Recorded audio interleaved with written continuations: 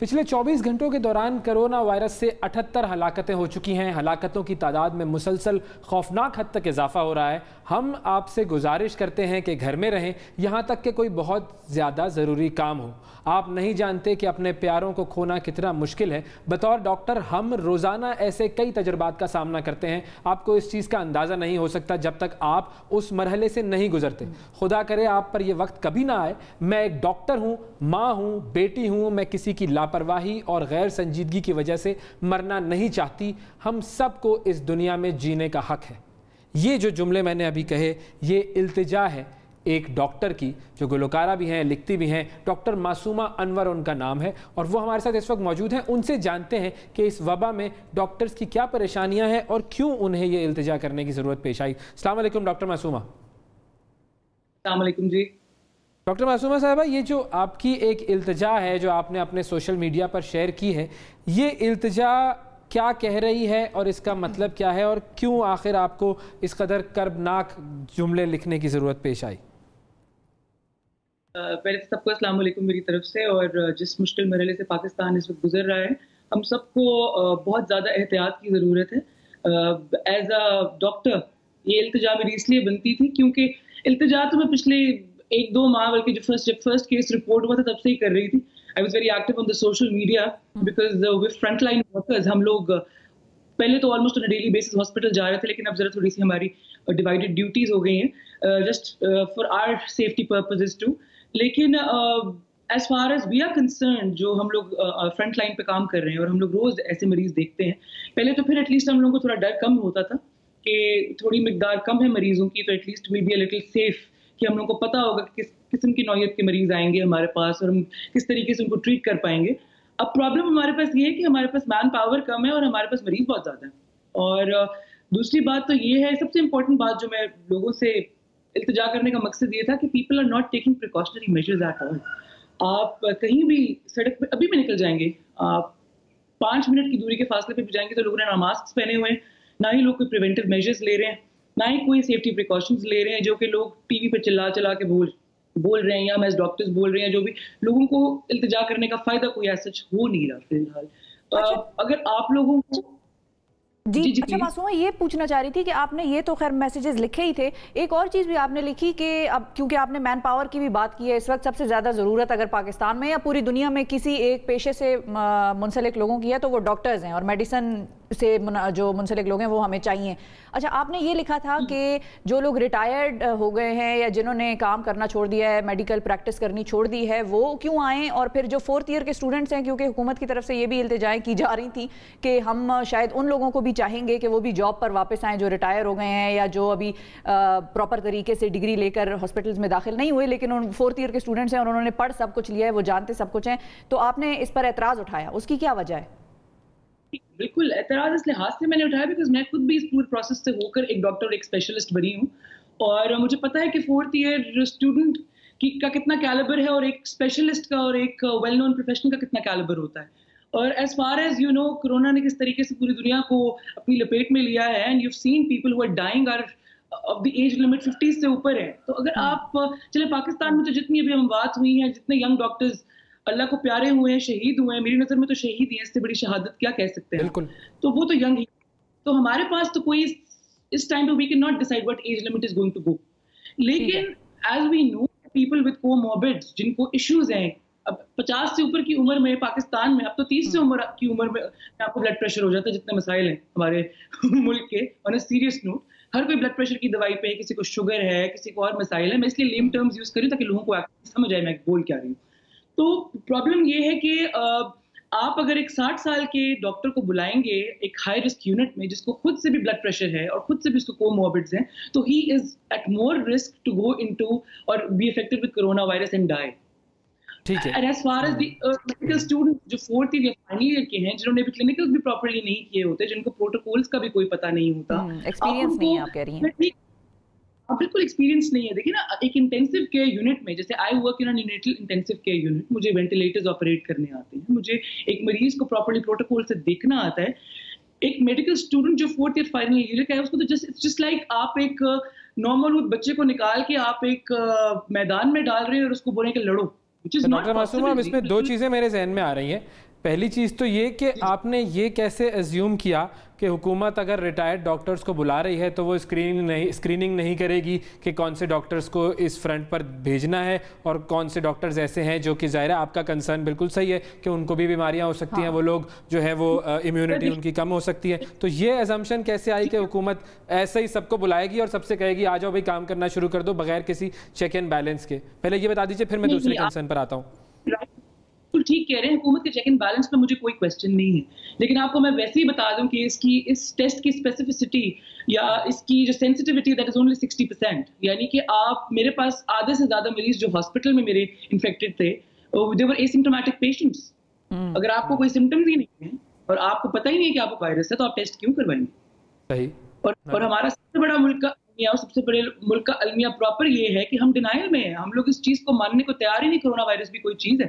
आप अभी सड़क पे चले जाएं, किसी एक नॉर्मल से आप नॉर्मल लोग बिल्कुल इस पे तो देख ही नहीं रहे उनको, लेकिन फिर भी ज़ाहिर है डॉक्टर को अगर बुलाया जा रहा है तो कोई ना कोई उनका मेथोडोलॉजी होगी कि भाई आप किन डॉक्टर्स को बुलाएंगे। फिर जब आप मैं समझ रही हूँ आप बात बिल्कुल कह रहे हैं, लेकिन द थिंग इज के जो एक्चुअली लोग काम कर रहे हैं वो अपनी जाने हथेलियों पे लेके घूम रहे हैं ना, काम कर रहे हैं। मैं आई गो टू हॉस्पिटल, मेरी 24 है, मैं अपने माँ बाप छोड़ के जाती हूँ, मैं अपना 4 साल का बच्चा छोड़ के जाती हूँ, मियाँ को आजमा है, मैं अगर इन्फेक्ट होके आ भी रही हूँ तो मैं 5-10 बंदों को और इन्फेक्ट कर रही हूँ। अब आप मुझे ये बताएं कि चले ठीक है गवर्नमेंट का इसमें कोई कसूर नहीं है। आई एम वोनली सोली, आपको लगती है गवर्नमेंट की गवर्नमेंट का कोई कसूर नहीं है?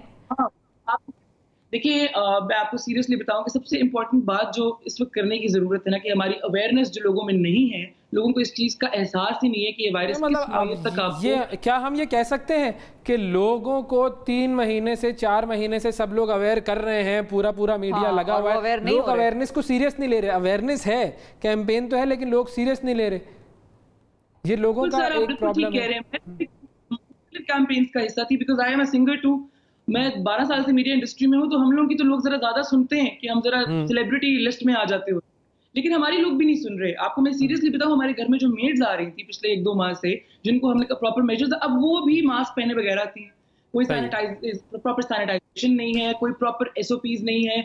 अब देखिए जिस तरह अगर आप एक पुलिस चौकी पे किसी बंदे को खड़ा कर रहे हैं और चेक कर रहे हैं कि सीट बेल्ट हैं, तो आप ये भी चेक करें ना किसने कितने मास्क पहने हुए हैं, मास्क पहने हुए हैं कि नहीं पहने हुए हैं। आप मैंडेटरी कर दें। गवर्नमेंट मैं मानती हूँ मैंडेटरी किया है बिल्कुल, लेकिन द थिंग इज कि अगर आप एक हॉस्पिटल के मेन गेट की एंट्रेंस पे जाके बैठे ना और आपको पता चले कि एक अस्पताल में रोज 1000 या 1500 मरीज का इन्फ्लक्स है, जिसमें से आधे से ज्यादा एसिम्प्टोमेटिक मरीज है जिनका आपको पता ही कोई नहीं है कि उनको कोरोना है कि नहीं है, एंड यू डोंट नो कि you are being exposed to the virus और not, so this is something that is very dangerous. सही। आखिरी चीज़ जो मैं दूसरा कंसर्न पूछना चाह रहा था वो था उन 4th ईयर स्टूडेंट्स के बारे में कि 4th ईयर स्टूडेंट्स अगर आप कह रही हैं कि किसी बच्चे के बराबर हैं या किसी बिल्कुल लेमैन के बराबर हैं, तो वो 4th ईयर स्टूडेंट अचानक से 4th ईयर करने के बाद कैसे किसी डॉक्टर के बराबर हो सकता है? मतलब जाहिर है 4th ईयर स्टूडेंट भी किसी न किसी काम तो आ ही सकते होंगे। अगर आप एक प्रॉपर डॉक्टर हैं तो आपको 2-4 असिस्टेंट्स तो इस काबिल तो आपको मिल जाएंगे ना कि वो 4th ईयर असिस्टेंट्स हो, 4th ईयर के स्टूडेंट्स हो, या वो इस काबिल भी नहीं होंगे कि उनसे कोई काम लिया जा सके? बिल्कुल आप सही कह रहे हैं। मैं ये नहीं कह रही कि 4th स्टूडेंट को कुछ नहीं आता, मैं ये भी नहीं कह रही कि फाइनल स्टूडेंट को कुछ नहीं आता, लेकिन द थिंग इज अगर आप मुझे सिर्फ आप एक बात बता दीजिए कि एक फैमिली है जिसने ऑलमोस्ट 20 साल लगा के अपना एक बच्चा पाला है और 5 साल लगा के उसकी फी पे करके उसको डॉक्टर बनाया है, तो आप मौत के मुंह में तो किसी को नहीं भेज सकते ना। अब मुझे उसका काम है, वो खुद बनाया है, वो मतलब वो उसका काम है, वो ये थोड़ी है कि वो उसको जबरदस्ती किसी ने गन पॉइंट पर डॉक्टर बनाया है। मतलब वो तो डॉक्टर तो वो हाउस जॉब होती है, सारी चीजें खैर होती, लेकिन वो डॉक्टर बना है ना, अपनी मर्जी से बना है उसने, और गवर्नमेंट ने अपील की है, उसके पास कोई वो भी नहीं है कि आप जबरदस्ती आ जाएं, वो अगर ना जाना चाहे तो नहीं जाएगा। और मतलब वो ओथ लेकर हमने तो ये ओथ लिया हुआ है, we have taken an oath that we have to serve humanity, लेकिन अल्लाह ताला ने भी कहा है ना कि अपनी मदद आप, और दूसरी बात है कि आप अपना ख्याल पहले रखना, फिर दूसरे का। आप अपना ख्याल रख पाएंगे तो दूसरे का रख पाएंगे ना। ठीक है, मैं मानती हूँ कि 4th ईयर फाइनल ईयर के स्टूडेंट्स को कुछ ना कुछ आता होगा, इस तरह तो फिर आप खुद भी जा सकते हैं एक हॉस्पिटल के बाहर और थर्मामीटर पकड़ सकते हैं, आपको टेम्परेचर चेक करना तो आता ही होगा, लेकिन आप अपनी तरफ से आप अपने तौर क्या कर रहे हैं? आप अपने तौर क्या कर रहे हैं मुझे आप ये बताइए, as a individual, as a human being, be it a politician, be it a government official, be it from the judiciary, be it a layman, एक मेड, एक नॉर्मल स्वीपर आप कह लें, आप अपने तय कर क्या रहे हैं? आप अपनी वजह से एक डॉक्टर जो क्रीम ऑफ द नेशन कहलाती है उसकी जान को खतरे में डाल रहे हैं, which is not acceptable. बिल्कुल सही है कि जान को खतरा, सोल्यूशन क्या होना चाहिए? एक तो ये और शायद जान खतरे में डालना, बहुत सारी देखिए बहुत सारी ऐसी चीजें, ऐसी जॉब्स हैं, बहुत सारी ऐसी जॉब्स हैं जिनमें जान खतरे में जाती है। फौजी की जान खतरे में जाती है, पुलिस वाले की जान खतरे में जाती है, फायर डिपार्टमेंट वाले की जान खतरे में जाती है। जो शख्स मुख्तलिफ इस तरह के काम करते हैं उनकी जानें, सोल्जर्स हमारे फ्रंट लाइन के ऊपर होते हैं, जो हमारे सरहदों पे होते हैं, वो भी हमारी हिफाजत करें, लेकिन उनको एटलीस्ट ये तो पता है ना कि उनकी सरहदों पे वो हिफाजत करें, लेकिन घर में उनका महफूज है। हमें तो ये भी नहीं पता कि हमारा घर महफूज है कि नहीं महफूज है। हमें तो ये भी नहीं पता कि हम इन्फेक्टेड है कि नहीं इन्फेक्टेड है। हम घर जाएंगे तो इन्फेक्शन ले जाएंगे। हम तो अपनी जानों पे रोज खेल के जा रहे हैं और हमें इसमें कोई दिक्कत नहीं है। हमने और इसी वजह से हम डॉक्टर्स को सैल्यूट भी करते हैं, सलाम भी पेश करते हैं कि वाकई इस वक्त जो वो काम अहम काम होना चाहिए। हम भी इंसान हैं। आप देख रहे होंगे कराची की वीडियोस जो लीक हुई है, मैयतें लोग लेके भाग रहे हैं और डॉक्टरों को मार रहे हैं। डॉक्टरों को आप मार कैसे सकते हैं? आप लोग सब चीजें डॉक्टरों पे ब्लेम कर रहे हैं कि हम हर एक पेशेंट को कोरोना लेबल कर देते हैं। भाई क्यों हम लेबल करेंगे?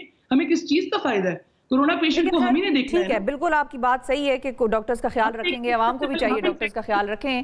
कुछ ऐसे तो सबसे पहले तो आप लोगों को अब यहाँ पे कोई ब्लेम गेम नहीं चल रही है। यहाँ पे you have to work as a nation.